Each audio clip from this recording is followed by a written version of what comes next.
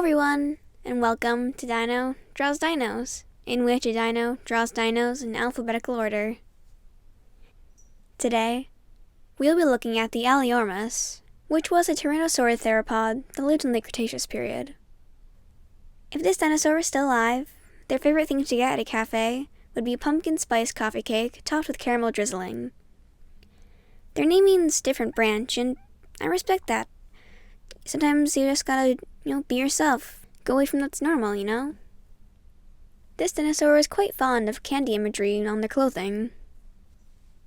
Hopefully you can't hear a bell, but disclaimer, if you do hear a cat bell, then that is my cat. And though she's adorable, she is quite the hassle, so sorry about that.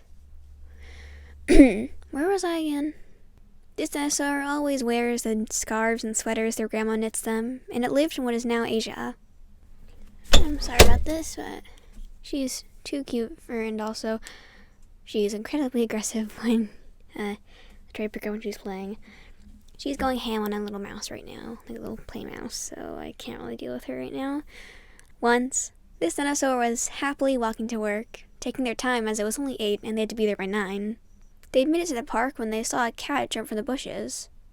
They gently stuck their hand out to the cat, who then, after staring at the dinosaur for a good minute, ran through the bushes again.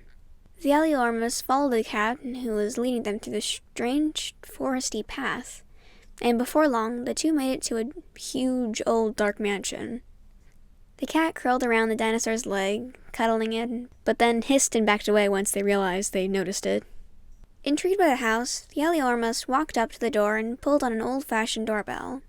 Surprisingly, the bell still worked, but there wasn't anyone to answer it. They walked to a window, but it looked like it was boarded up. They were about to walk away when they realized the cat had gone to the first level's roof. The cat was hissing and swatting at this little bird that was up there, and the dinosaur noticed that the roof didn't seem to be the most secure thing. To be honest, it looked like it could collapse at any moment. Panicking, the dinosaur climbed up the wall and gingerly tried to pick up the cat. But it turns out, standing at the very edge of a heavily damaged roof, trying not to fall backwards or into said roof, is just as dangerous as standing on a heavily damaged roof. The dinosaur tripped onto the roof after getting the cat to safety, and at the impact, the roof broke and the Alioramus fell through. They coughed from the dust and looked around, recovering from the fall. The only light came from the few cracks between the boarded-up windows and the new skylight the dinosaur had made. They got up and walked around when they made contact with a ghost. They said hi, to which the ghost lady got spooked and ran away. The dinosaur shrugged their shoulders and continued walking around the mansion. They were just looking at the statues when they saw the ghost lady again, spying on them. They walked over to her, and after being thoroughly fruit again, she greeted the dinosaur and said that her name was Lady Margaret Claudinia Francentine Voshkwensky Bortwast. The Alioramus asked if they could just call her Margie. Margie explained that she had met her true love, Sir Alexandrov Schmutz III, and this had been the Schmutz Manor. She had waited 3 whole years to see Alexandrov again after they had met her cousin's birthday celebration. However, when she arrived at the estate, a piano came from out of nowhere and dropped through the roof and fell on the young lady. The dinosaur watched Margie weep for a moment, as she said that she was stuck in the house ever since as a ghost. But then she explained that all this happened a very long time ago, and she has since accomplished starting a small business, a career as a pop idol, and found true content and all that jazz, so she wasn't very hung up on it. The Alioramus found the door open from the inside, so after giving their goodbyes to Margie, they went back to walking to work. After passing the park, the cafe, and the aquarium, they came across a stand with a sign that read, "We'll ship your pianos in the air for only $64.99 plus tax, handling fees, and shipping fees."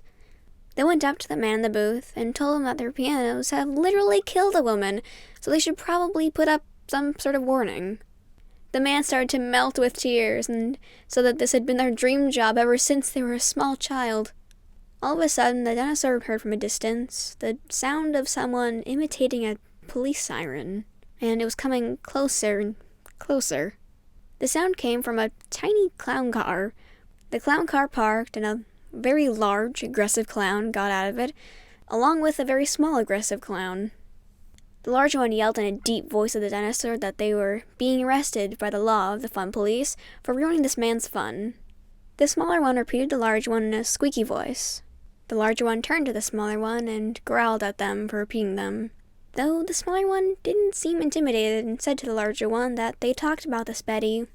The big one took a deep breath and said to the smaller one that they were sorry, Ron. They both turned back to the dinosaur, and the larger one tied balloon handcuffs around the Alioramus's small hands. They shoved the dinosaur into the tiny clown car and then got in themselves. The two clowns chatted as they drove, and at a traffic light, the dinosaur noticed a cartoonish whistling noise as if something was falling. After a few moments, it was clear that something was falling, but it was too late, and the car was crushed by whatever had fallen. The two clowns and the dinosaur squeezed out from under the squashed clown car, which had been squashed by a piano. The Alioramus heard a "Sorry!" that came from the distance. The smaller clown yelped and asked the larger one what they were going to do, Betty, since they still had to pay its 7 months lease, and the larger one shushed them and told them that it'll be fine, Ron, it'll be fine. And the two clowns hugged. The dinosaur walked on and made it to the office building finally, and walked in, not realizing it was already 2 p.m. Thank you all so much for watching. I love you all, my beautiful babies in knitted kilts. I hope you like my drawing, and hope to see you again next time. This has been Dino Draws Dinos.